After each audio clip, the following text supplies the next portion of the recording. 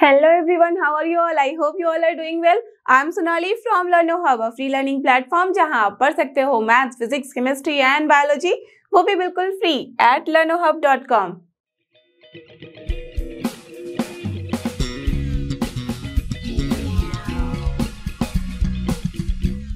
तो चलो एवरीवन, हो जाओ तैयार। आज हम करेंगे NCERT solution of grade 12 chapter 10 जो कि अपना वेक्टर अलजेब्रा, और इसमें करने जा रहे हैं एक्सरसाइज 10.4 के क्वेश्चन 9 to 12। इसके साथ ही अपना ये एक्सरसाइज जाएगा यहाँ पे फिनिश, एंड उसके साथ ही हम लोग करने जा रहे हैं मिसलेनियस के क्वेश्चन 1 to 7। इसके पहले के सारे questions and exercises we have done the last videos, so please refer to those. And I am sure कि अब तक तो आपने इसका वन शॉट वीडियो देख के जैसे समझ लिया होगा, राइट? तो आज के लिए correct, get ready with your pen and paper so that we all can solve together.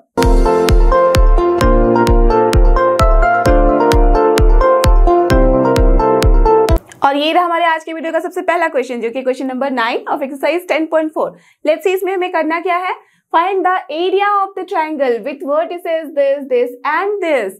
Very simple isn't it? अगर आपने इसके बारे में पढ़ाई कर रखी होगी तो आपको पता होगा कि बाय यूजिंग क्रॉस प्रोडक्ट हम कैसे एरिया ऑफ द ट्रायंगल निकाल सकते हैं जबकि हमारे पास उसके वर्टेक्स पता हो, राइट? दैट मीन सारे वर्टिसेस हमें अगर पता है किसी ट्रायंगल के, तो हम आराम से वहां पे यूजिंग द क्रॉस प्रोडक्ट उसका एरिया निकालते हैं।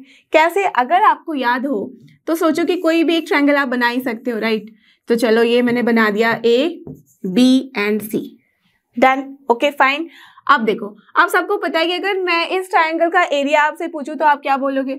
बच्चा बता सकता है मुझे कि यस, ये क्या हो जाएगी? एरिया ऑफ द ट्रायंगल जो हम बोलते हैं दैट मीन्स ABC, तो ये हो जाता है आपका half into base into height, correct? यही होता है, ये नॉर्मल बेसिक फॉर्मूला है अपना। तो कोई भी फॉर्मूला ऐसे तो चेंज नहीं कर सकता, ये तो यही रहेगा। तो ये फॉर्मूला है। अब सोचो कि अगर मैं वेक्टर की फॉर्म में लूँ तो क्या हो जाता है? ये कुछ नहीं, बस बन जाता है अपना हाफ ऑफ, अगर मैं यहाँ ले रही हूँ ये इन दिस फॉर्म कि AB है, ये है अपना, अगर मैं यहाँ ट्रायंगल इस तरह से ले रही हूँ कि this is your BA and this is your BC and the angle between them is theta, ठीक है ना? ऐसे कर सकते हैं। तो हमारे पास जैसे सोचो कि इसका भी मैंने दे दिया एरो लाइक दिस, ठीक है? BC CA, तो आपको पता ही है कि ट्रायंगल ऑफ वेक्टर एडिशन से ये BA जो होगा इन दोनों का एडिशन होता है, करेक्ट? चलो ये कर लिया। अब मुझे बताओ कि अगर मैंने यहाँ पे इस तरह से वेक्टर के तरीके से दिखा दिया है तो क्या हो जाएगा? आपको इसी फॉर्मूले पे जब आप पुट करोगे देन यू विल सी कि आपका जो एरिया है, ये एरिया कुछ नहीं बल्कि होने वाला है half into magnitude of this BC cross this BA, या तो आप लिख सकते हो BA क्रॉस BC। क्यों यहाँ पे मैं बोल रही हूँ कुछ भी लिख सकते हैं? वाई? बिकॉज यहाँ पे हम ले रहे हैं इसका मैग्नीट्यूड, करेक्ट? और आपको पता ही है कि मैग्नीट्यूड में या तो मैं ऐसे लिखूं या तो फिर मैं ऐसे लिखूं, दोनों का मतलब सेम होगा। दैट मीन्स पहले अगर मैं BA लिख दूं क्रॉस BC लिख दूं तब भी ये सेम होगा। हालांकि ये दोनों इक्वल नहीं है, दोनों जस्ट अपोजिट है एक दूसरे के। That means this is equal to minus of this, but as कि हम लोग मॉडुलस ले रहे हैं, मैग्नीट्यूड ले रहे हैं, दैट मीन्स दोनों की वैल्यू इक्वल ही होगी। Clear? Are you getting this? तो बस वही है यहाँ पे। अब बताओ मुझे कि ये कैसे आता है ये फॉर्मूला। तो इसके पीछे का लॉजिक आपको पता ही होगा, नहीं पता है तो जस्ट थिंक कि ये क्या है? BC, ठीक है? तो हाफ B की जगह पे हम क्या लिख सकते हैं? BC, एंड F की जगह क्या है? ये लाइन। और ये लाइन कैसे मिलेगा हमें? अगर सोच लो इस पर्टिकुलर ट्राइंगल में, दैट मीन्स इफ मैंने यहाँ अज्यूम कर लिया कि this point is O, done, तो यहाँ पे in triangle A, B and O में क्या हो जाएगा? ये हाइट निकालने के लिए हम आराम से ये हाइपोटेन्यूज यूज कर सकते हैं। और हाइपोटेन्यूज क्या है? Nothing but BA only. तो BA इंटू क्या हो जाएगा? ये साइन थीटा होगा या नहीं? यस होगा, correct? And BA into sine theta is what? Nothing but, correct, your magnitude of this BA cross BC या तो फिर BC cross BA, isn't it? यही होता है, राइट? यू सब आपको सबको पता है ये। तो बस वहीं से ये फॉर्मूला हमारे पास आता है और आराम से अब हम इस फॉर्मूले को यूज कर सकते हैं।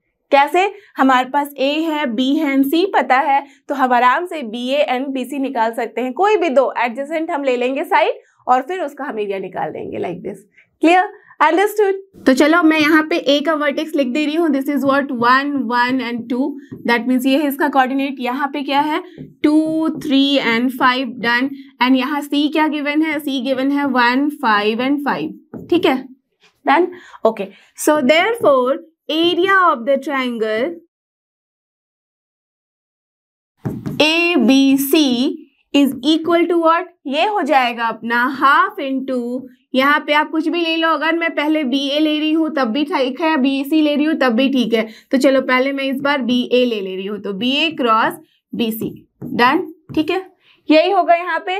नाउ फर्स्ट ऑफ ऑल क्या हम निकाल सकते हैं, BA, तो BA क्या होगा, टेल मी। यहाँ से आपको पता है कि जब भी अपने पास कोऑर्डिनेट पता होते हैं तो कोई भी वेक्टर आराम से निकाल सकते हैं। कैसे, उनमें जस्ट डिफरेंस लेते हैं, जो बाद में आता है उसमें से पहले वाले को माइनस करते हैं। तो BA का मतलब क्या हो जाएगा, A माइनस B, तो यहाँ 1 माइनस 2 कितना होता है, -1, दैट मीन्स माइनस I हो गया है, ठीक है। Then 1 minus 3 minus 2J, okay done. Then 2 minus 5 minus 3K, okay तो ये हो गया आपका BA, वेक्टर है, ठीक है, डायरेक्शन के साथ। अब देखो क्या निकालना है, BC, तो चलो BC भी निकाल लेते हैं। BC क्या होगा, C माइनस B का कोऑर्डिनेट, तो यहाँ पे देखो 1 माइनस 2 अगेन माइनस I हो गया, देन 5 माइनस 3 प्लस 2J हो गया है, ठीक है, and then 5 minus 5 0, that means यहाँ K नहीं है, डन। अब हमें क्या चाहिए, हमें बेसिकली चाहिए BA क्रॉस BC का मैग्नीट्यूड, दैट मीन्स सबसे पहले हमें BA क्रॉस BC निकालना होगा। सो हियर अब देखो BA क्रॉस BC की वैल्यू हम कैसे निकालते हैं, आप सबको पता है, हम क्या करते हैं, लगाते हैं यहाँ डिटरमिनेंट। तो थ्रू डिटरमिनेंट यहाँ क्या लिखना होता है, I, J एंड K। अब इसके नीचे इसकी वैल्यू लिख देते हैं, पहले BA की लिखेंगे, तो BA में क्या है, -1, -2 एंड -3, एंड यहाँ क्या है BC में -1, 2 एंड K का क्या है यहाँ कोफिशिएंट, कुछ नहीं, दैट मीन्स हम लिखेंगे 0, करेक्ट। अब बस इसको सॉल्व कर दो, तो सॉल्व करने पे क्या वैल्यू मिलेगी, आपको पता ही है कैसे सॉल्व करते हैं, I वाला लेंगे अगर हम, दैट मीन्स हम लोग इसको एक्सपैंड कर रहे हैं just along the first row, तो फर्स्ट रो के अलोंग क्या करना होता था, I इंटू ये वाला लाइन छोड़ दो, ये वाला रो छोड़ दो एंड कॉलम, तो क्या मिलेगा, this into this minus this into this, तो यहाँ पे बेसिकली हो गया है I इंटू यहाँ क्या है 0, माइनस माइनस हो जाएगा प्लस, 3 इंटू 2 6, ठीक है। फिर प्लस के बाद क्या आता है माइनस, तो माइनस J कर लिया। अब क्या करेंगे, इसे छोड़ेंगे, that means this column and this row will be left. अब क्या बचा, यहाँ इसको मल्टीप्लाई करना है, इसे इसके साथ मल्टीप्लाई करना है, तो 1 इंटू 0 0, देन माइनस, ये क्या हो जाएगा, माइनस माइनस प्लस है, तो दैट मीन्स ये माइनस साइन ही रहेगा विथ 3, डन। अब इसके बाद क्या है, प्लस होगा K, चलो K हम कर दिए हैं प्लस यहाँ पे, और यहाँ पे क्या हो जाएगा, ये वाला हमें कॉलम छोड़ना है और ये वाला रो, तो क्या मिलेगा, this into this minus this into this, तो this is -2, then minus minus minus plus ही है, तो यहाँ पे माइनस ही रहेगा 2, डन, यही हो रहा है। So basically what value we are getting, यहाँ पे आ रहा है 6I, ठीक है, then minus minus plus 3J, okay fine, and then -4K, तो ये वैल्यू मिली है हमें BA क्रॉस BC की। अब हमें चाहिए क्या है, इसका मैग्नीट्यूड, राइट, और उसके बाद इसको डिवाइड कर देना है 2 से, तो यहां लिख दे रही हूं मैं, therefore the area of the triangle ABC is equal to half into magnitude of this BA cross BC and this will be equal to half, तो ये है ही, देन स्क्वायर रूट ऑफ क्या हो जाता है, किसी भी वेक्टर का मैग्नीट्यूड कैसे निकालते हैं, उसके सारे कोफिशिएंट्स का, that means I, J and K के कोफिशिएंट का स्क्वायर का एडिशन, तो ये क्या हो जाएगा, 6 square that is 36 plus 3 square that is 9 plus 4 square that is 16, तो ये क्या हो गया, देखो 6, 16, 36 एंड 9 को ऐड करो, so basically you are getting square root of 61/2, तो बस यही है इसका आंसर। एज कि यहाँ पे कोई यूनिट नहीं लिखा गया है, then there is no need of writing unit, otherwise आप ये भी लिख सकते हो कि स्क्वायर यूनिट, बिकॉज हमारे पास एरिया है और एरिया का यूनिट क्या होता है, स्क्वायर ही होता है। अगर मीटर रहता है तो मीटर स्क्वायर, अगर सेंटीमीटर रहता है तो centimetre square, correct, that means यहाँ पे स्क्वायर यूनिट लिखो या तो फिर एज इट इज छोड़ दो। तो this is your final answer for this particular question. आप समझ चुके हो कि कैसे हम यहाँ पे लिखते हैं कि एरिया ऑफ द ट्राइंगल यही आता है, करेक्ट। तो फॉर्मूले के पीछे बस लॉजिक है, वही जो आपने बचपन से पढ़ा हुआ है, बस यहाँ पे हम उसे किस फॉर्मेट में चेंज कर दे रहे हैं, क्रॉस प्रोडक्ट में। Clear, understood. तो चलो आप देखते हैं नेक्स्ट क्वेश्चन, जो कि क्वेश्चन नंबर 10, और ये रहा अपना नेक्स्ट क्वेश्चन, जो कि क्वेश्चन नंबर 10। यहाँ पे क्या करना है देखते हैं, find the area of the parallelogram, okay, whose adjacent sides are determined by the vectors this and this। Very simple, isn't it? Just like the last question, वहां पे था हमारे पास ट्राइंगल और यहाँ पे क्या है, पैरेललोग्राम। पैरेललोग्राम आपको पता ही है, यस। तो इसका मतलब क्या हो गया कि अगर हमारे पास ये पैरेललोग्राम सोचो कि गिवन है, ठीक है, जस्ट नाम दे देती हूँ A, B, C and D, done, यही गिवन है, ठीक है। तो अगर मैं इसे डायरेक्शन दे दूं A B B C, then यहाँ पे मैं डायरेक्शन दे रही हूँ C D and D A, ऐसे दे ही सकते हैं डायरेक्शन, है ना, क्योंकि आपको पता ही है कि ए के ऊपर यहाँ से जा रहे हैं, अगर ए से हम ट्रेवल कर रहे हैं, करते करते अगर इसी पे पहुंच रहे हैं तो टोटल डिस्प्लेसमेंट 0 होगा, करेक्ट। दैट मीन्स आइदर ऐसे लिखो या तो उल्टा डायरेक्शन दे दो, there is no problem at all, correct. तो ये हमने यहाँ पे बना दिया पैरेललोग्राम। अब इसका हमें चाहिए एरिया, जबकि ये वेक्टर और ये वेक्टर गिवन है और ये है क्या, अपना है दो साइड का, दैट मीन्स दो एडजेसेंट साइड्स का वेक्टर फॉर्म। दैट मीन्स ये क्या है, अगर मैं इसे अज्यूम कर लूं कि this is your vector A, तो ये गिवन है by i minus J plus 3k, ठीक है। और अगर मैं अज्यूम कर लूं कि ये है अपना वेक्टर बी, तो ये वैल्यू अपनी गिवन है लाइक दिस, ठीक है, डन। तो ये वेक्टर ए है और ये वेक्टर बी, और आपको पता ही है कि जब हम पैरेललोग्राम का एरिया निकालते हैं तो यहाँ क्या हो जाता है, आपको पता है बेस इंटू हाइट होती है, करेक्ट। इसमें भी वही होता है, सेम फंडा होता है। तो यहाँ पे हम क्या करेंगे, बस हम यहाँ क्या कर सकते हैं, ये हो जाएगा अपना A B cross B C, और इसका ले लेते हैं हम मैग्नीट्यूड, दैट मीन्स ये है अपना एरिया ऑफ द पैरेललोग्राम, ठीक है। ये शॉर्ट फॉर्म है, पैरेलल लाइन दे दो और ऊपर में जीएम लिख दो, तो ये हो जाता है अपना एरिया ऑफ द पैरेललोग्राम, ठीक है, डन। तो यहाँ पे हम ऐसे लिखते हैं सेम, बस यहाँ क्या करना है, ए और बी का हमें निकाल लेना है क्रॉस प्रोडक्ट, उसका निकाल लो मैग्नीट्यूड, निकल गया आपका एरिया, राइट। बहुत ही सिंपल है। तो चलो निकालते हैं यहाँ पे, here the area of the parallelogram, देखो मैं शॉर्ट में लिख रही हूँ, ठीक है, parallelogram is equal to basically A cross B का मैग्नीट्यूड, बिकॉज ये दोनों क्या है, एडजेसेंट साइड्स। तो हम क्या लिखेंगे, बस यहाँ इसको कैलकुलेट कर लेंगे और फिर उसका हम मैग्नीट्यूड निकाल लेंगे। तो सबसे पहले हमें क्या करना पड़ेगा, ए क्रॉस बी निकालना पड़ेगा। तो चलो ए क्रॉस बी निकाल ले पहले। तो ए क्रॉस बी की जगह पे हमें क्या लिखना होता है, I J K in the determinant, and then हर एक रो में हम वैल्यू फिल करते हैं। तो यहाँ क्या है, 1 - 1 3, चलो लिख दिया 1 - 1 3, और यहाँ पे क्या है 2 - 7 देन 1, डन। अब इसकी वैल्यू निकाल लो, तो क्या हो जाएगा, आई लिख दिया यहाँ, this is your -1 minus minus plus 21, ठीक है। देन माइनस जे कर लिया, फिर ये क्या हो जाएगा 1 - 6, ठीक है। देन प्लस के कर लिया, तो यहाँ क्या मिलेगा हमें, ये मिलेगा -7 माइनस माइनस प्लस 2, डन। ये क्या हो रहा है, देखो दिस इज योर 20i, ठीक है। देन माइनस ये भी था और ये माइनस है, that means plus 5j, okay done. And then what we are getting here, ये हो जा रहा है अपना -5k, ठीक है। तो ये वैल्यू मिली हमें ए क्रॉस बी की। Therefore area of the parallelogram क्या हो जाएगा, of parallelogram is equal to your magnitude of this, that means यहाँ पे हम क्या लिखेंगे, magnitude of A cross B, और वो निकला है ये वाला वेक्टर, तो इसका magnitude that means basically this is 20 का स्क्वायर दैट इज 400, प्लस 5 का square that is 25, plus again 5 का स्क्वायर दैट इज 25। तो हमारे पास क्या आ गया है, स्क्वायर रूट ऑफ 450। तो बेसिकली आपको पता ही है कि 450 का मतलब क्या है, ये है अपना 225 इंटू 2, दैट मीन्स 225 क्या होता है, नथिंग बट 15 का स्क्वायर। तो हम क्या लिख सकते हैं answer, 15 into square root of 2। So यही है आपका answer, that means this is the area of the parallelogram जिसके एडजेसेंट साइड्स गिवन थे इन द वेक्टर फॉर्म।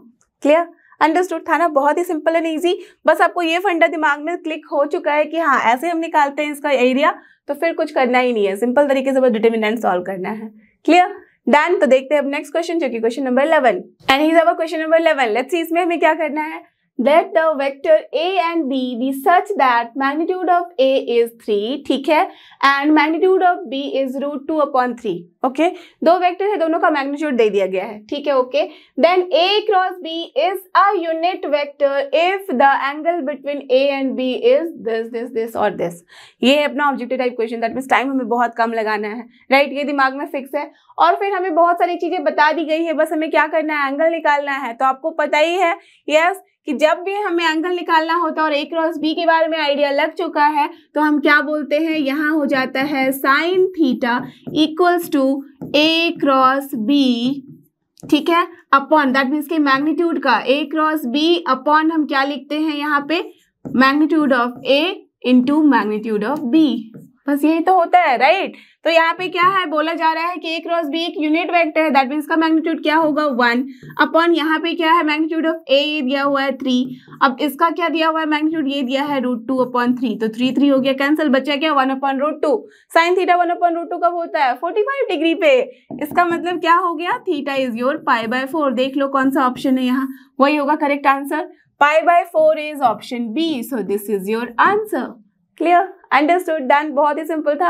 अब देखते हैं नेक्स्ट क्वेश्चन जो कि question number 12 and here is our question number 12। देखो इसमें क्या करना है, यहाँ पे है area of a rectangle having vertices A B C D with position vector this, ठीक है, दिस एंड दैट मीन्स ये वाला है and this as well as this respectively is okay, that means आपको एरिया ऑफ द रेक्टेंगल बताना है। Area of the rectangle क्या होता है आपको पता है, जस्ट लाइक पैरेललोग्राम, दो एडजेसेंट साइड्स के हम क्या करते हैं यहाँ लेते हैं क्रॉस प्रोडक्ट, तो वही करना है, उसी से हम एरिया निकाल सकते हैं। तो यहाँ क्या करोगे, जस्ट टेल मी कि अगर आपको पोजीशन वेक्टर, ऐसा मत कर देना कि इसका क्रॉस ले लेना किसी एक के साथ, वो फिर रॉन्ग हो जाएगा आपका। व्हाई, बिकॉज ध्यान दो यहाँ पे, यहाँ गिवन है कि वर्टिसेस गिवन है with position vector, that means अगर अपने पास जो रेक्टेंगल है वो इस तरीके का है और वो है ए बी सी डी, तो इसका मतलब क्या है, A is given by this, that means this is your position vector of A, this is your position vector of B, this is your position vector of C and this is your position vector of D,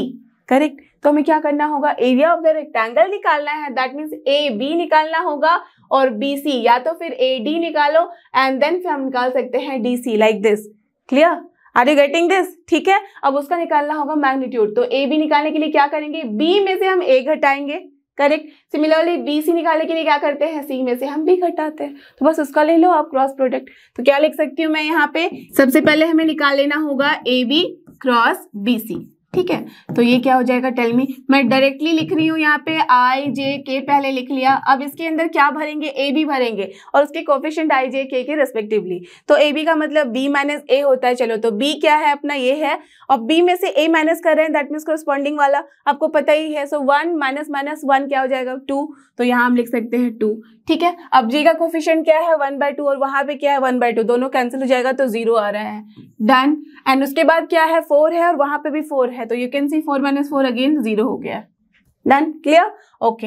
अब क्या करना है, हमें निकालना है B C, that means सी में से B को घटाना है, तो 1 माइनस 1 अगेन क्या हो जाएगा 0, ठीक है, डन। देन माइनस 1/2 है, यहाँ पे क्या है 1/2, तो माइनस यहाँ पे क्या हो जाएगा -1, करेक्ट, वही होगा। अब देखो 4 है -4, ये भी हो गया 0, तो बहुत ही सिंपल, आप देख सकते हो डिटर्मिनेंट में जब मैक्सिमम जीरोस होते हैं तो हमारा कैलकुलेशन सुपर इजी होता है। तो हम क्या लिख सकते हैं, आई का देखो 0 माइनस 0, 0 हो गया, जे का देखो 0 0 0, ठीक है। तो बस के बचा अपने पास, तो अगर के का मैं लिखूं यहाँ पे तो क्या हो जाएगा coefficient, this into this minus this into this, that means basically it is -2, so क्या आ गया है -2k। ये है अपना A B cross B C, therefore आपका मैग्नीट्यूड क्या हो जाएगा, टेल मी, दिस -2 का मैग्नीट्यूड क्या होगा यहाँ पे, बस square root of this 4, that is 2 only. तो हम क्या लिख सकते हैं, एरिया जो होगा अपना that is your magnitude of this -2k and you all can just tell me directly also कि बस -2 लिखेंगे और ऐसे भी आपको पता है this is -2 का स्क्वायर, तो this is what 2 only। तो कौन सा ऑप्शन है अपना 2, this is option C, so C is your answer for this particular question, clear, done. और ये था अपना last question of this exercise. अब देखते हैं एक्सरसाइज मिसलेनियस के क्वेश्चंस को, और ये रहा अपना question number 1 of exercise miscellaneous. Let's see इसमें हमें क्या करना है, right on a unit vector. अच्छा, हमें क्या करना है, यूनिट वेक्टर के बारे में लिखना है इन एक्स वाई प्लेन, ओके। वो यूनिट वेक्टर है क्या, एक्स वाई प्लेन में है, दैट मीन्स ये तो समझ में आ गया कि यूनिट वेक्टर है तो मैग्नीट्यूड क्या है, unity, that is 1, fine, X Y plane में है, okay. Making an angle of 30 degree with the positive direction of X axis. ये भी बता दिया गया है कि जो यूनिट वेक्टर है जो कि एक्स वाई प्लेन में है वो पॉजिटिव एक्स एक्सिस के साथ बना रहा है 30 डिग्री एंगल। इसका मतलब अगर मैं इसे प्लॉट करूं तो हमें इसी तरह से प्लॉट करना पड़ेगा। ये है अपना एक्स वाई प्लेन, ठीक है, ये पॉजिटिव एक्स एक्सिस ले लिया, पॉजिटिव वाई एक्सिस ले लिया। हालांकि आपका कोऑर्डिनेट सिस्टम इस तरह से है, राइट। अगर आप 3D में दिखाओ तो जेड एक्सिस भी दिखाना होगा, बट यहाँ पे हमें मेनली फोकस करना है on X Y plane, correct. और ये जो वेक्टर है unit vector, let us assume ये सपोज अपना ओरिजिन O, तो यहाँ पे सोच लो कि मैंने एक पॉइंट दे दिया है P और ये जो वेक्टर है वो नथिंग बट OP है, ठीक है। तो इस OP वेक्टर के बारे में ही हमें लिखना है, दैट मीन्स हमें चाहिए यहाँ पे OP वेक्टर होगा क्या, ओके। ओके, दैट मीन्स अगर ये एक्स वाई प्लेन में है तो जेड वाले की तो कोई बात नहीं आएगी, right. That means Z components नहीं होंगे वहां, दैट मीन्स के कंपोनेंट नहीं होगा, क्या होगा, सिर्फ और सिर्फ I and J. Are you getting this? X Y plane का मतलब यही है कि इसके जेड कंपोनेंट जीरो है, करेक्ट। अगर जेड कंपोनेंट जीरो है इसका मतलब क्या हो गया कि के वाला टर्म नहीं आएगा यहाँ, सिर्फ और आई एंड जे का टर्म आएगा, करेक्ट, ठीक है। तो हमें यहाँ पे बेसिकली लिखना है कि क्या ये वेक्टर होगा, कब, जबकि ये एंगल बनाता है विथ पॉजिटिव एक्सिस के साथ, एक्स एक्सिस के साथ 30 डिग्री। तो अगर टेल मी कि ये पॉजिटिव एक्स एक्सिस के साथ बना रहा है 30 डिग्री, तो ये पॉजिटिव वाई एक्सिस के साथ कितना एंगल बना रहा है, करेक्ट, 60 डिग्री, इजंट इट। ये तो बहुत ही सिंपल है, ये तो सबको समझ में आ रही होगी बात यहाँ पे, करेक्ट। अगर ये एक्स एक्सिस के साथ पॉजिटिव के साथ बनाता है 30 डिग्री, तो पॉजिटिव वाई एक्सिस के साथ भी बनाएगा 60 degree. Now you can tell me कि कैसे हम ये वेक्टर लिखेंगे। ये है यूनिट वेक्टर। अगर आपको ध्यान होगा direction cosine and direction ratios के बारे में, तो हम क्या करते हैं, कोई भी वेक्टर को जब हम लिखते हैं ए आई प्लस बी जे प्लस सी के में, तो ए बी सी क्या होता है, डायरेक्शन रेशियोज, और वो डायरेक्शन रेशियोज होता है इक्वल टू डायरेक्शन कोसाइन, जबकि वो वेक्टर होता है अपना यूनिट वेक्टर, इजंट इट। ये मैंने बहुत सारे क्वेश्चन में आपको बारी बारी से बताया है, राइट। तो बिल्कुल कॉन्सेप्ट क्लियर होगा आपका। तो यहाँ पे टेल मी कि एज की ये क्या है एक्स वाई प्लेन में, दैट मीन्स जेड कंपोनेंट नहीं है, ओके। दैट मीन्स यहाँ पे वो सी वाला टर्म नहीं आएगा, सिर्फ ए एंड बी के बारे में हम बात कर रहे हैं।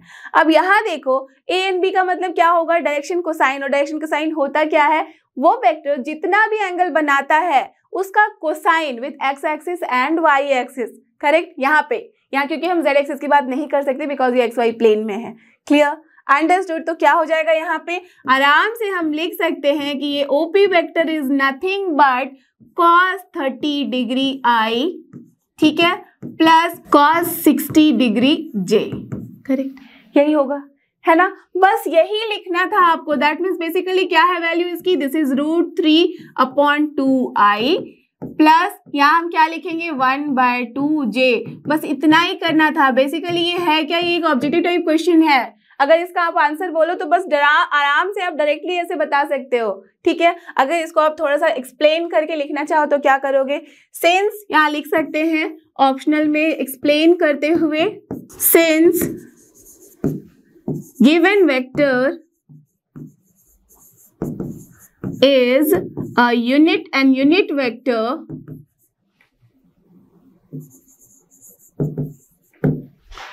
thus क्या लिख सकते हैं हम, direction ratios are equal to direction cosine, correct. And since vector makes 30 degree with positive x axis, this implies vector will make 60 degree with positive y axis, ठीक है, यही होगा। therefore डायरेक्शन कोसाइंस आर क्या हो जाएगा यहाँ पे, cos 30 degree comma cos 60 degree. That is हम क्या बोल सकते हैं, √3/2 and 1/2। So therefore the vector can be written as क्या हो जाएगा, same √3/2i, because direction cosine and direction ratios क्या होंगे, सेम। तो ये हो जाएगा √3/2i प्लस 1/2j, बिकॉज ये है अपने एक्स वाई प्लेन में। Are you getting this? तो बहुत ही सिंपल है। आप चाहे तो वर्ड्स में अच्छे से एक्सप्लेन करके लिखो, या तो फिर आप डायरेक्टली ऐसे आंसर लिखो, this answer is your correct answer. Done, understood. अब देखते हैं नेक्स्ट क्वेश्चन, जो कि question number 2, and he is our question number 2। Let's see इसमें हमें क्या करना है, find the scalar component, okay, and magnitude of the vector joining the point this and this, okay fine। that means vector क्या है अपना, अगर ये point है P और ये point है अपना Q, तो P Q वेक्टर का हमें क्या चाहिए, scalar component as well as क्या चाहिए, मैग्नीट्यूड। आपको पता ही है कि कोई दो पॉइंट अगर गिवन होते हैं, उसके कोऑर्डिनेट्स पता है, तो आराम से हम वेक्टर निकाल सकते हैं। कैसे, बस कोऑर्डिनेट्स में हम सब्ट्रैक्ट करते हैं, i j k लगा देते हैं रिस्पेक्टिवली, राइट। तो हम क्या लिखेंगे यहाँ पे, here the P Q is your nothing but क्या है, Q में से हम P माइनस करेंगे तो ये हो जाएगा x2 माइनस x1i, ठीक है, प्लस सेम वे में y2 माइनस y1j, ठीक है, प्लस क्या हो जाएगा z2 माइनस z1k, बहुत ही सिंपल क्वेश्चन दे दिया गया है, isn't it? ये मिसलेनियस एक्सरसाइज का लग ही नहीं रहा है क्वेश्चन, है ना? तो चलो ये हो गया आपका पूरा एक वेक्टर। अब क्या करना है, हमें चाहिए scalar component. You all know कि क्या है स्केलर कंपोनेंट। यस, जिस भी डायरेक्शन में जो वहां कोफिशिएंट होते हैं, कंपोनेंट्स होते हैं, वही होता है आपका scalar component. So here the scalar components are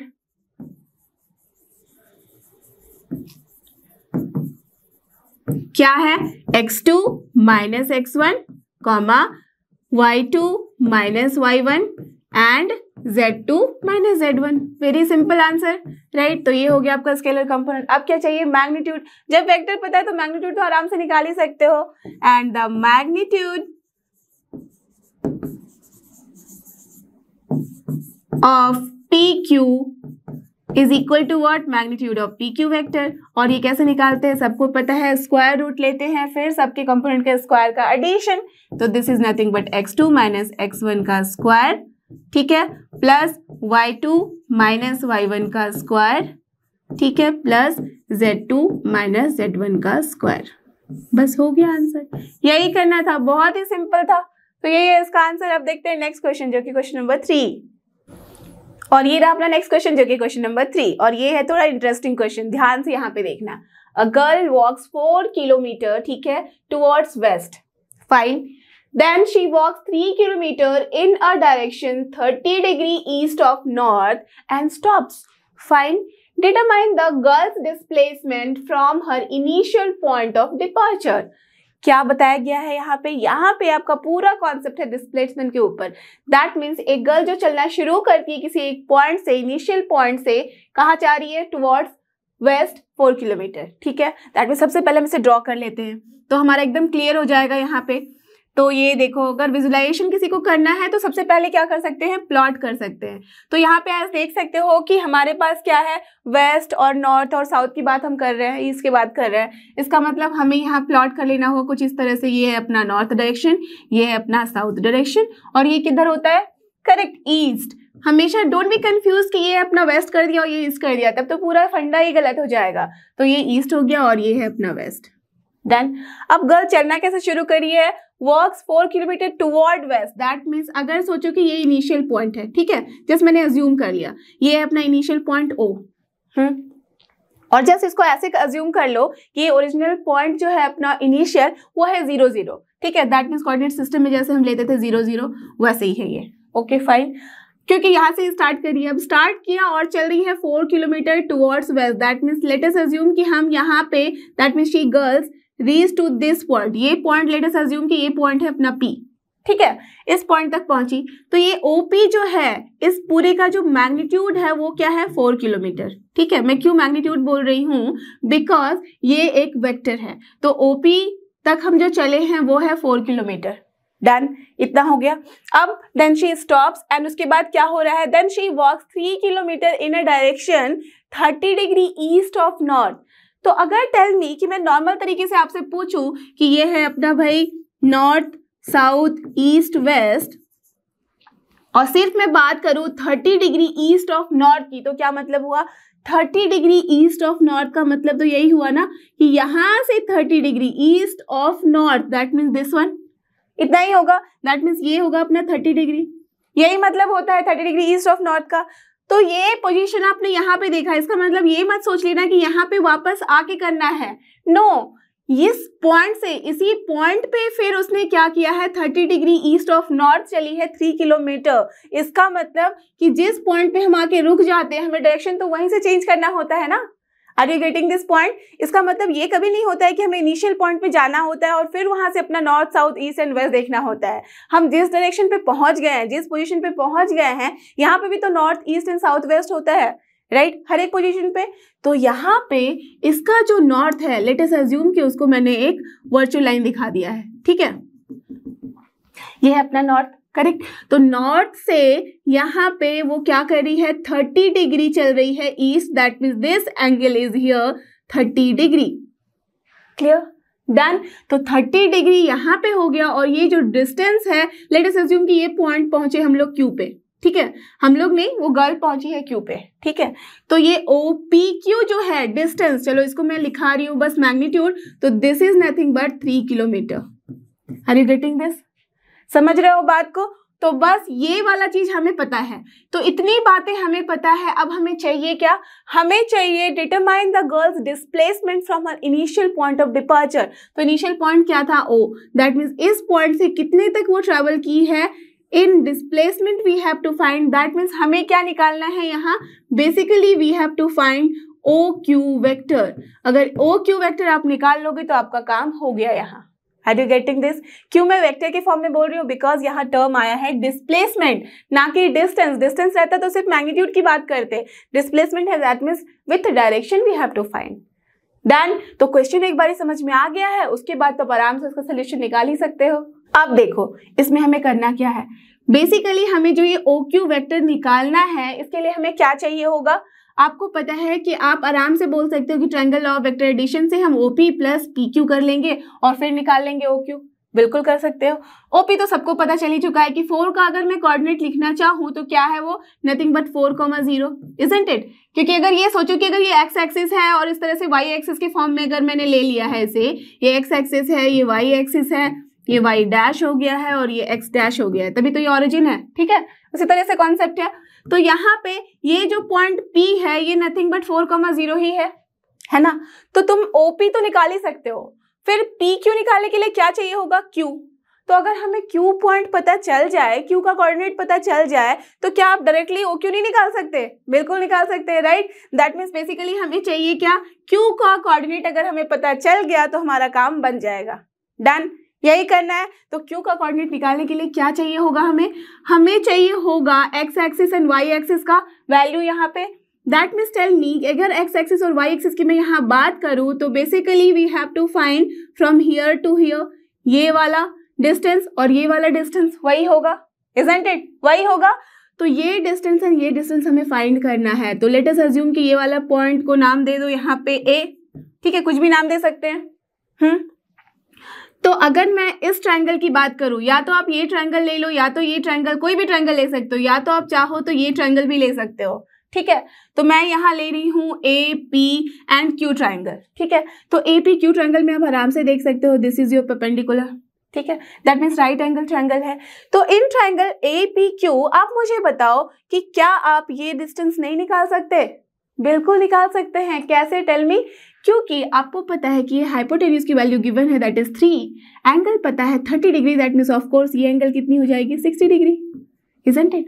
ये एंगल 60 डिग्री हो गई, ये वाला वैल्यू हमें पता है, तो आराम से हम बेस भी निकाल सकते हैं, that means this line as well as this line, ये दोनों ही निकाल सकते हैं, इजंट इट? तो यहाँ पे चलो मैं इस ट्रायंगल के लिए, ये पिक्चर तो मस्ट है, ये एकदम कंपलसरी है आपके लिए ड्रॉ करना। बिना इसको ड्रॉ किए ना आप समझ पाओगे ना इसका सोल्यूशन कर पाओगे, तो दिस इज वेरी इंपॉर्टेंट। ठीक है, तो चलो ये वाला तो आप कर ही लेना ड्रॉ। अब यहाँ से ही मैं ले रही हूँ triangle APQ। So in triangle APQ हमें क्या चाहिए? AP डिस्टेंस चाहिए। ठीक है, तो अगर AP डिस्टेंस निकाल लिया मैंने तो क्या हो गया है? वो हो जाएगा, अगर ये 60 डिग्री है तो ऑफ कोर्स यहाँ पे हाइट है, ये बेस है, तो क्या हो जाएगा? हाइट इंटू कॉस 60 डिग्री, वही होगा अपना बेस। तो ये हो गया अपना 3 इंटू कॉस 60 डिग्री। डन। ठीक है, सिमिलरली हम AQ अगर निकालेंगे तो वो क्या हो जाएगा? AQ की वैल्यू हो जाएगी अपनी यहाँ पे, अगर मैं सिर्फ डिस्टेंस की मैं बात कर रही हूँ, ठीक है, तो अगर AQ की मैं बात करूँ तो ये क्या हो जाएगा? 3 इंटू साइन 60 डिग्री, तो 3 इंटू साइन 60 डिग्री मैंने लिख लिया। डन। ठीक है, नो प्रॉब्लम एट ऑल। अब एक चीज ध्यान देने वाली बात है कि जो AP मैंने लिखा है वो है किस तरफ। अगर ऑरिजिन से आप देखो तो this is in the left hand side, तो लेफ्ट हैंड साइड में जो भी अपना डिस्टेंस होता है वो क्या होता है? Negative, isn't it? तो यहाँ पे AP के बारे में हम क्या लिख सकते हैं? This is nothing but negative, correct. Now tell me, हमें चाहिए था इसका coordinate, that means Q point जो हम लिखने वाले हैं, दैट मीन्स वहां पे हमें x coordinate as well as y coordinate चाहिए। तो यहाँ पे x कोऑर्डिनेट क्या होगा? Basically this is nothing but this OA only. अब OA को निकालने के लिए आप बताओ, AP हमारे पास है, OP हमारे पास है, तो क्या आप OA नहीं निकाल सकते? बिल्कुल निकाल सकते हैं, राइट? सो दिस इम्प्लाइज कि जो अपना OA है वो क्या हो जाएगा? OA की वैल्यू यहाँ पे होगी OP minus OA, that is OP minus, not OA, OP minus AP। तो ये करेंगे। अब OP की वैल्यू कितनी है, डोंट टेल मी कि 4, ये भी है अपना left hand side from the origin, तो क्या हो जाएगा -4, तो -4 एंड देन क्या करेंगे minus of this one that is -3 cos 60 degree. ठीक है, और यहाँ क्या लिख सकते हो, जैसे ही माइनस साइन लिखे लिख सकते हो यहाँ since direction is towards west. यहाँ पे ये मत लिख देना कि direction is toward Y axis, ठीक है, या नेगेटिव एक्स एक्सिस, ये नहीं लिखेंगे हम। यहाँ जिस तरह से क्वेश्चन गिवन होता है उसी फॉर्म में लिखते हैं। तो यहाँ क्या गिवन है, north south east and west के फॉर्म में है, तो इसलिए हम क्या लिखेंगे, वेस्ट की तरफ जा रही है, दैट मीन्स नेगेटिव हम लेंगे यहाँ पे डिस्टेंस। ठीक है, सिमिलरली यहाँ पे भी माइनस हमने इसलिए किया है because direction is toward west. Done, ये कर लिया, that means basically this is nothing but -4 minus minus plus 3 cos 60 degree कितना होता है, cos 60 डिग्री की वैल्यू होती है 1/2, that means this is your plus 3/2।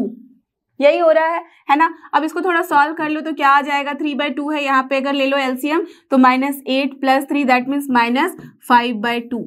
तो एक्स कोऑर्डिनेट जो है अपना इसका OA जो हमने निकाला वो आ गया है -5/2, तो हम क्या लिख सकते हैं, this is nothing but -5/2, isn't it, समझ रहे हो आप। डन, तो हमने यहाँ पे एक्स कोऑर्डिनेट लिख दिया।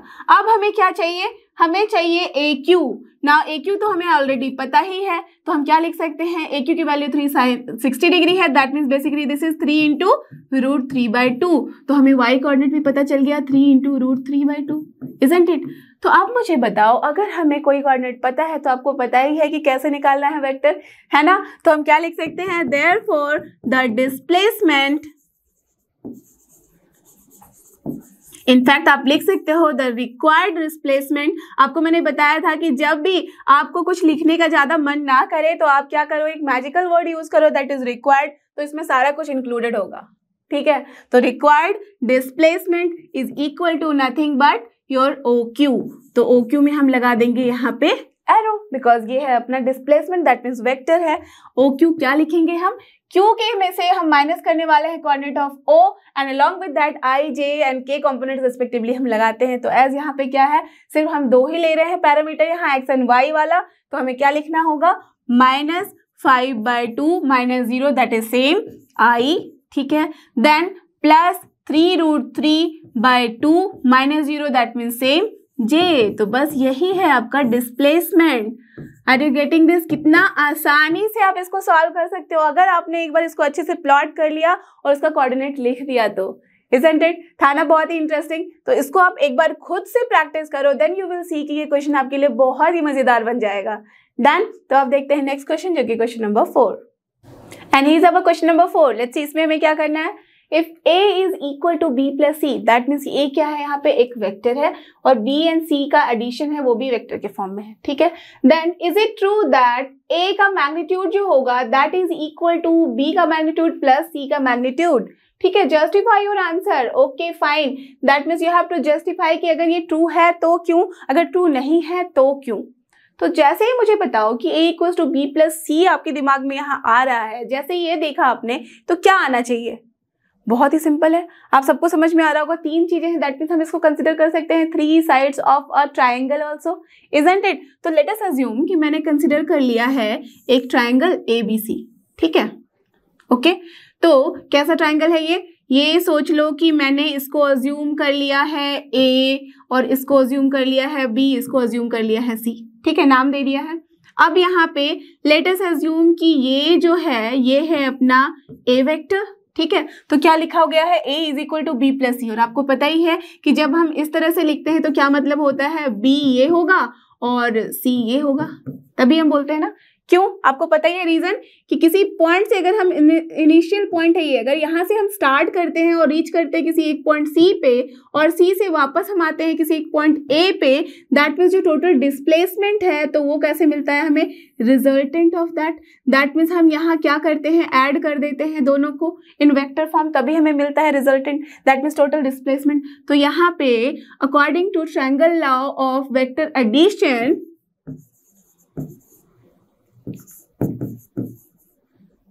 From triangle law of vector addition, ठीक है, मैं शॉर्ट में लिख दे रही हूं, क्या होता है आपको पता है कि जो थर्ड साइड होता है यहाँ पे हम लिख सकते हैं कि BA = BC plus CA, correct, ये तो आपको पता ही है, isn't it? और वही गिवन भी है हमारे पास, ठीक है। और गिवन क्या है, गिवन है अपने पास कि A is equal to B plus C, ठीक है। तो ये तो है ही, ये हमारे पास है और ये हमें पता है कि होता भी है, अगर मैं किसी ट्रायंगल में इसको ऐसे से नाम दे दूं तो।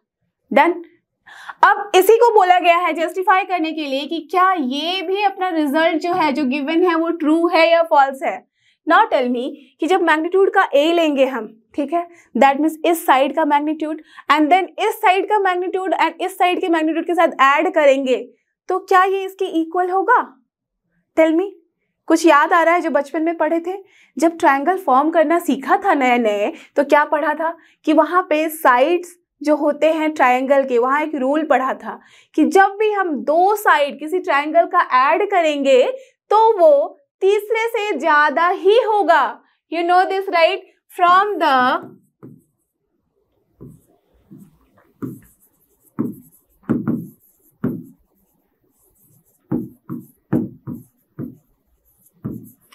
the side rule of any triangle, sum of any two sides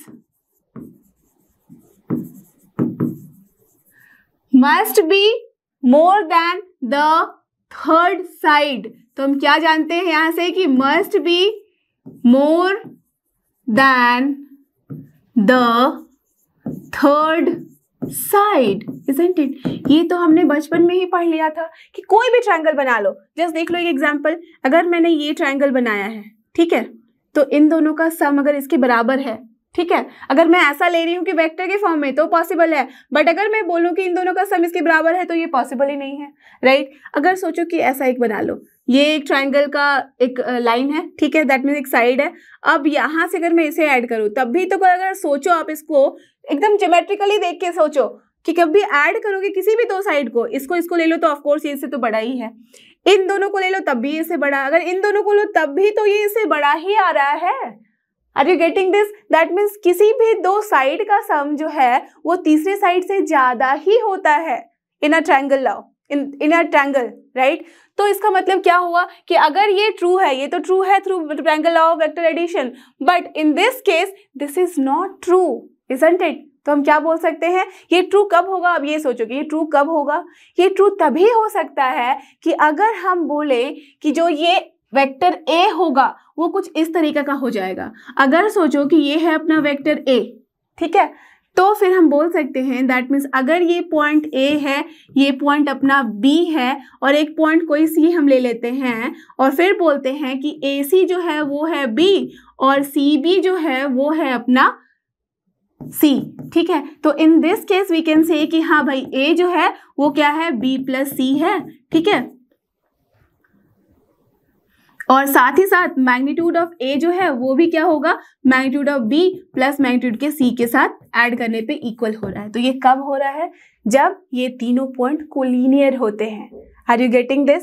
yes, जब भी तीनों पॉइंट कोलिनियर होंगे, एक ही लाइन में होंगे, तभी हम बोल सकते हैं। लेकिन अगर ये ट्रायंगल फॉर्म करता है तो हम बोल सकते हैं कि this is not true.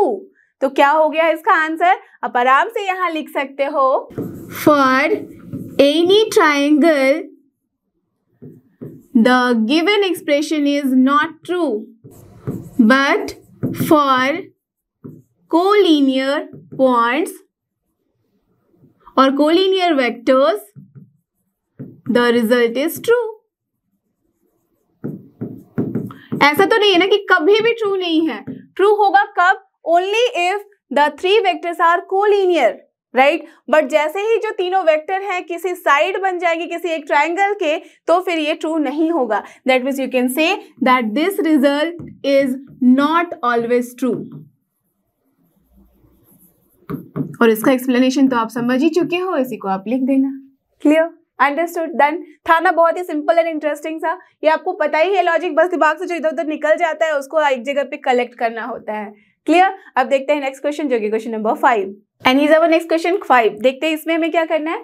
Find the value of x for which x into I plus J plus के इज अ यूनिट वेक्टर। और आपको पता ही है कि यूनिट वेक्टर होने के लिए क्या चाहिए हमें, बस मैग्नीट्यूड होना चाहिए 1, राइट? तो यहाँ मैग्नीट्यूड क्या करना पड़ेगा, इक्वेट कर दो 1 के साथ, x की वैल्यू अपने आप निकल जाएगी, राइट? तो क्या करेंगे, for this vector to be a unit vector, the magnitude of this vector, that means basically x of this I plus j plus k जो होगा, इसका जो मैग्नीट्यूड हम लेंगे वो क्या होना चाहिए 1, करेक्ट। यही करना है, तो इसका मैग्नीट्यूड क्या हो जाएगा, आपको पता ही है कि ये क्या कर सकते हैं मैग्नीट्यूड लेने के लिए, स्क्वायर रूट ऑफ सबके कंपोनेंट का स्क्वायर करते हैं एडिशन के साथ। तो ये क्या हो जाएगा, अगर एक्स स्क्वायर है तो यहाँ हम इसका एक्स स्क्वायर ले लेते हैं, इसका कंपोनेंट क्या है 1 प्लस देन 1 का स्क्वायर अगेन 1 प्लस ये भी 1 का square that is 1। So basically this is what 1 only. और from here what you can say कि ये क्या है 3x स्क्वायर, दोनों साइड स्क्वायरिंग कर दो तो क्या हमें मिला 3x square is equal to 1। So from here what you can say कि x की वैल्यू कितनी आ जाएगी plus minus 1/√3। Now you can tell me कि प्लस माइनस नहीं लेंगे, सिर्फ प्लस लेंगे, देन वो दैट होगा आपका रॉन्ग। वो जो आंसर आप करोगे सिर्फ प्लस 1/√3 तो वो रॉन्ग हो जाएगा। क्यों? बिकॉज यहाँ हम कहीं मैग्नीट्यूड की बात नहीं कर रहे हैं, यहाँ हम किसकी बात कर रहे हैं, यहाँ हम बात कर रहे हैं एक्स की वैल्यू की। और एक्स की वैल्यू हम जब भी निकालते हैं स्क्वायर रूट के फॉर्म में तो प्लस माइनस तो आएगा ही, बट यही अगर यहाँ पे रहता मॉड के फॉर्म में और फिर हम वहाँ पे इक्वेट करते किसी के साथ तो वहाँ पे हमें से प्लस वैल्यू लेनी होती है। Are you getting this? तो चाहे तो आप यहाँ पे लिख सकते हो for the given vector to be a unit vector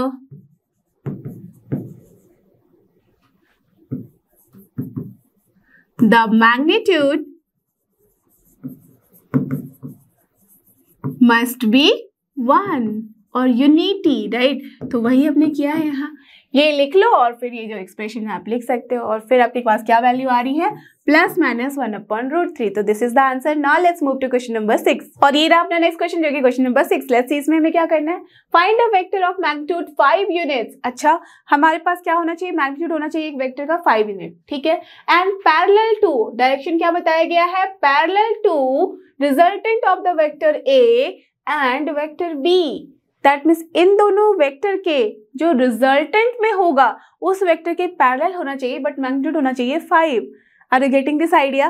क्या बोला गया है, जस्ट अज्यूम कर लो कि कोई भी एक वेक्टर ए है, ठीक है। चलो सपोज कर लिया कि यही है एक वेक्टर ए, ठीक है, और दूसरा एक वेक्टर सपोज बोला गया है यहाँ पे बी है, तो लेट अस अज्यूम कि ये है अपना vector B, okay.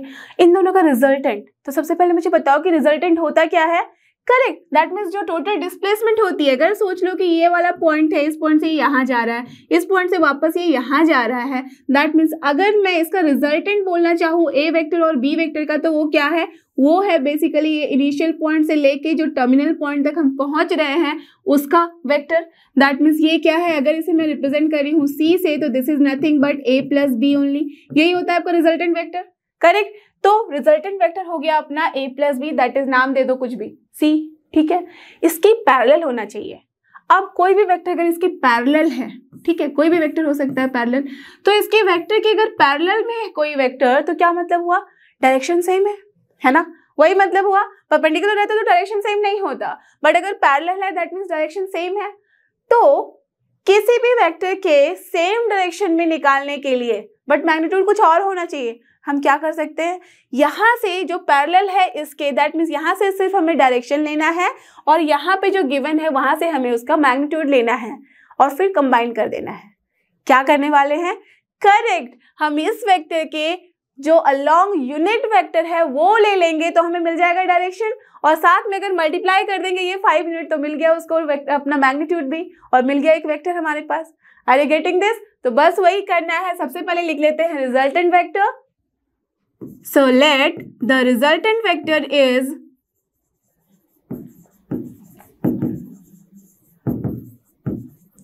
your C vector, ठीक है। So therefore C vector will be nothing but A plus B, है ना। अब A plus B क्या है, डायरेक्टली आप यहीं से ऐड कर सकते हो, तो 2 एंड देन प्लस 1 3 हो गया, तो 3i, ठीक है। देन यहाँ पे क्या है 3 और यहाँ है -2, दैट मीन्स प्लस j, फिर यहाँ क्या है -1 और यहाँ है प्लस, दैट मीन्स कैंसिल, खत्म हो गया। तो बस यही है अपना सी वेक्टर, ये है रिजल्टेंट वेक्टर। सो देयरफॉर हम क्या लिख सकते हैं, thus the unit vector along the C vector will be what, this will be C cap. आप सबको पता है कैप पहनाते हैं यूनिट वेक्टर को, राइट। तो ये क्या हो जाएगा, C vector upon magnitude of that C vector. तो this is basically 3i plus J, ठीक है, अपॉन क्या हो जा रहा है 3 square that is 9 plus 1 square that is 1। तो basically this is 3 upon root 10 i plus 1 upon root 10 J, है ना, यही हो रहा है। तो ये हमें मिल गया है यूनिट वेक्टर। तो हम क्या बोल सकते हैं, अगर वो वेक्टर पैरेलल है इस रिजल्टेंट के और साथ ही मैग्नीट्यूड है 5, तो हमारे पास क्या होगा, देयरफॉर द रिक्वायर्ड वेक्टर, मैंने क्या बताया था, ना लिखना है पूरा, तो आप बस लिख दो magical word that is required. So the required vector is equal to, let's see कि कुछ भी नाम दे दिया, ठीक है, is equal to what, it will be, या तो फिर नाम नहीं भी दोगे तो क्या लिख सकते हो, मैग्नीट्यूड जो भी है दैट मीन्स 5 एंड देन अपने पास जो डायरेक्शन है सी कैप, यही होगा ना। क्या लिख सकते हैं, ब्रैकेट में लिख दो, क्या है यहाँ पे, with magnitude as 5 units and direction parallel to C vector जो कि है रिजल्टेंट वेक्टर, राइट, यही चाहिए था हमें। और मैंने यहाँ रिक्वायर्ड वेक्टर भी लिख दिया, अगर रिक्वायर्ड लिखे हो तो ये लिखने की जरूरत नहीं है, बट यहाँ just for your understanding I am writing here. तो ये हो गया 5 इंटू सी कैप, अब बस यहाँ पे वैल्यू लिख दो। तो 5 इंटू 3 कितना होता है, 15, सो 15 अपॉन रूट 10 आई, ठीक है, प्लस 5 अपॉन रूट 10 जे। तो ये हो गया आपका आंसर। बट अब क्या करना, आपको मैंने हमेशा बताया जब भी डिनोमिनेटर में स्क्वायर रूट वाला टर्म रहता है तो we just try to avoid that. तो कैसे अवॉइड करोगे, रैशनलाइज कर दो, रूट 10 से ऊपर नीचे मल्टीप्लाई कर दो। तो अब देखो जब रैशनलाइज करेंगे तो क्या हो जाएगा, रूट 10 से ऊपर नीचे जब मल्टीप्लाई किया हमने तो क्या मिलेगा, रूट 15 इंटू रूट 10 अपॉन यहाँ पे हो जाएगा 10, करेक्ट। तो चलो एक बार और कर देती हूँ so that it will be easy for you. तो ये हमें मिलेगा बेसिकली 15 इंटू रूट 10 अपॉन 10 आई, ठीक है, प्लस यहाँ पे क्या हो जाएगा 5 इंटू रूट 10 अपॉन 10 जे। अब इसको देखो कैंसिल करा के, तो ये 3 टाइम्स और ये 2 टाइम्स कैंसिल 5 बार में, और ये भी हो गया अपना 2 टाइम्स। तो basically the answer is here 3 root 10 upon 2 I plus root 10 upon 2 j. So this is now your final answer for this particular question. That means ये है क्या, ये एक ऐसा वेक्टर है जिसका मैग्नीट्यूड है 5 यूनिट और ये है parallel in the direction of resultant of the given vector a and b. Clear, understood. बस लॉजिक समझो इसके पीछे का, फिर तो आप सारे क्वेश्चन फटाफट सॉल्व कर पाओगे। क्लियर। तो अब देखते हैं आज की वीडियो का लास्ट क्वेश्चन जो कि क्वेश्चन नंबर 7, और ये रहा क्वेश्चन नंबर 7। देखो इसमें क्या करना है हमें, if a is given, b is given and c is given, ठीक है, 3 वेक्टर गिवन है, find a unit vector parallel to vector this. Just similar to last question isn't it. वहां पे क्या करना था, वहां पे से ज्यादा कॉम्प्लिकेटेड था, इनफैक्ट हमें रिजल्टेंट वेक्टर के पैरेलल में चाहिए था बट उसका यूनिट कुछ और होना चाहिए, दैट मींस मैग्नीट्यूड। बट यहाँ क्या बोला गया है, ए बी सी जब गिवन है तो हमें एक यूनिट वेक्टर निकालना है जो कि पैरेलल हो इस वेक्टर के। दैट मीन्स बेसिकली सबसे पहले हम क्या करेंगे, ये वेक्टर जो भी है उसे निकाल लेंगे, जो भी यहाँ पे गिवन है प्लस और माइनस उसके अकॉर्डिंगली इसको सॉल्व करेंगे। एक वेक्टर निकल के आ गया है, उसके पैरेलल चाहिए, इसका मतलब उस डायरेक्शन में चाहिए यूनिट वेक्टर, उसका मैग्नीट्यूड होना चाहिए 1। दैट मीन्स इसके अलोंग हमें यूनिट वेक्टर निकाल लेना होगा। वही तो हो गया ना आंसर, इजंट इट। तो चलो पहले निकाल ले। तो यहाँ पे क्या है, हमें निकालना है 2a minus B plus 3c। तो लेट एक कोई वेक्टर ले लेते हैं, d नाम दे देते हैं। d is here 2a minus B vector plus 3c vector, ठीक है। मैंने इसलिए दिया है बिकॉज यूनिट कैप जब निकालोगे, दैट मीन्स यूनिट वेक्टर जब निकालोगे तो it will be easy for you. Okay, तो ये लिख लिया। So this is basically what, 2 into A करना है। 2 इंटू ए कितना हो जाएगा, इसमें ऐड करना होगा 3c को और माइनस करना होगा b को। मैं डायरेक्टली यहाँ से कर रहा हूँ, आप चाहो तो इसको आराम से पूरा अच्छे से लिख लो और फिर सॉल्व करो। तो this is basically what, 2 into 1 हो गया है, ठीक है। ओके, देन माइनस है, b कहाँ गया यहाँ, तो दिस इज -2 करना है। देन प्लस यहाँ पे क्या है 3, ठीक है। बस मैं i का ले रही कोफिशिएंट, ये है अपना i का कंपोनेंट, डन। अब प्लस ले लिया। अब j क्या है यहाँ पे है 1, ओके डन। एंड देन इसको मल्टीप्लाई करना है 2 के साथ, डोंट फॉरगेट दैट। तो ये हो गया अपना 2। अब क्या है -b, दैट मीन्स यहाँ पे है माइनस माइनस प्लस हो जाएगा 1, ठीक है। अब प्लस 3 है, यहाँ से ले लो, माइनस हो जाएगा ये 3 इंटू 2 6, ये है j के साथ। ओके, नाउ k के साथ देख ले क्या क्या कंपोनेंट्स मिल रहा है, 1 है इंटू 2 करना है तो 2 हो गया, ठीक है। उसके बाद हमारे पास क्या है यहाँ पे -b करना है तो ये हो गया अपना -3, डन। एंड देन क्या है यहाँ k है दैट इज 1 है और +3 करना है तो +3 हो गया। अब ये है k का कंपोनेंट। अब देख लो क्या हो रहा है इसका रिजल्ट, ये 2 - 2 कैंसिल यहाँ पे और ये -3 +3 कैंसिल, तो हमारे पास बच रहा है 3i, ओके। देन 2 + 1 3 होता है माइनस, तो this is -3j and then यहाँ पे है +2k, डन। तो ये आ गया है अपना वेक्टर d। तो ये है अपना वेक्टर d और बेसिकली वो है क्या, दिस ओनली, दैट मीन्स जो वेक्टर चाहिए था वही है। अब हमें चाहिए एक unit vector parallel to this vector, तो हम क्या लिख सकते हैं, therefore the unit vector parallel to the d vector, और यू कैन से और जो भी है यहाँ पे 2a - b + 3c is nothing but d cap only, right, यही होगा।